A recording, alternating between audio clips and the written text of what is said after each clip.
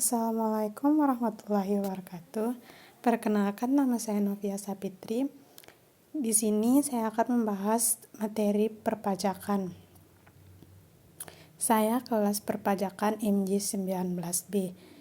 Di sini saya akan membahas tentang bagaimana perkembangan perpajakan di Indonesia.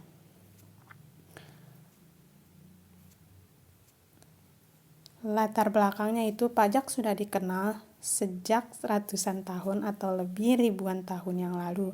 Konsep pajak pada masa itu jauh berbeda dengan masa sekarang.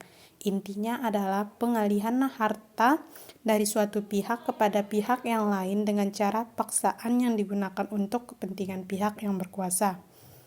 Definisi pajak menurut Undang-Undang Nomor 16 Tahun 2009 tentang perubahan keempat atas Undang-Undang Nomor 6 1983 tentang keuntungan umum dan tata cara perpajakan pada pasal 1 ayat 1 yang berbunyi, pajak adalah kontribusi wajib kepada negara yang terhutang oleh orang pribadi atau badan yang bersifat memaksa berdasarkan undang-undang dengan tidak mendapatkan imbalan secara langsung dan digunakan untuk keperluan negara bagi sebesar-besarnya kemakmuran rakyat.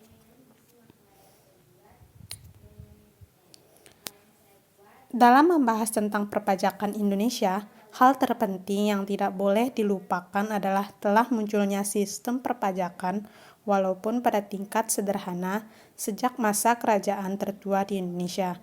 Dalam perkembangannya, secara perubahan sistem perpajakan selalu berkaitan dengan kondisi sosial, ekonomi, dan politik yang menyertainya. Berikut perkembangan perpajakan di Indonesia pada masa Orde Lama sampai saat ini. Yang pertama yaitu pada zaman Orde Lama atau setelah kemerdekaan. Kemerdekaan Indonesia yang diperoleh pada tahun 1945 telah membawa perubahan yang penting dalam banyak hal termasuk sistem perpajakan. Bila pada masa lalu pajak ditetapkan atas kehendak penguasa secara sepihak, maka pajak pada masa sekarang telah berubah sebagai suatu keputusan berdasarkan asas demokrasi dengan tujuan untuk kepentingan rakyat banyak.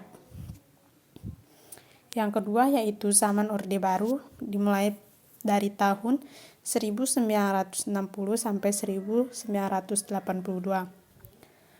Pada awal masa Orde Baru 1960-an, pemerintah melancarkan pembenahan sistem fiskal terutama dalam sistem perpajakannya.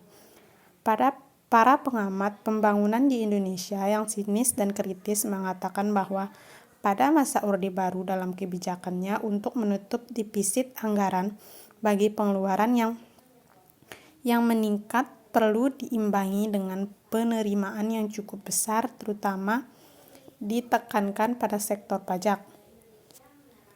Berlandaskan atas ketetapan MPRS nomor 23 tahun 1966, pemerintahan Orde Baru pun berusaha merealisasikan kemajuan pembangunan dengan meningkatkan pemasukan atau penghasilan melalui pembaruan kebijakan landasan ekonomi, keuangan, dan pembangunan dengan mengubah sistem perpajakan, yakni perbaikan administrasi perpajakan dengan disertai usaha intensifikasi dan ekstensifikasi pungutan pajak, perubahan tingkat pajak, dan perubahan struktur pajak. Yang ketiga yaitu pengenaan pajak di zaman penjajahan. Pengenaan pajak secara sistematis dan permanen dimulai dengan pengenaan pajak terhadap tanah. Pengenaan pajak terhadap tanah atau sesuatu yang berkaitan dengan tanah sudah ada sejak zaman kolonial, seperti Chintegren dan Vervilisen Levernity, atau lebih dikenal dengan tanam paksa yang menimbulkan Perang Jawa pada tahun 1825 sampai 1830. Yang keempat yaitu pada zaman reformasi. Usaha pemerintah Republik Indonesia dalam pembaruan sistem perpajakan menjadi sistem perpajakan yang sesuai dengan hakikat dan martabat bangsa ternyata tidak berhenti begitu saja. Dengan dikeluarkannya Undang-Undang Nomor 8 Tahun 1967 yang bertujuan agar pencapaian sasaran pembinaan wajib pajak dan aparat pajak itu sendiri sesuai dengan diharapkannya.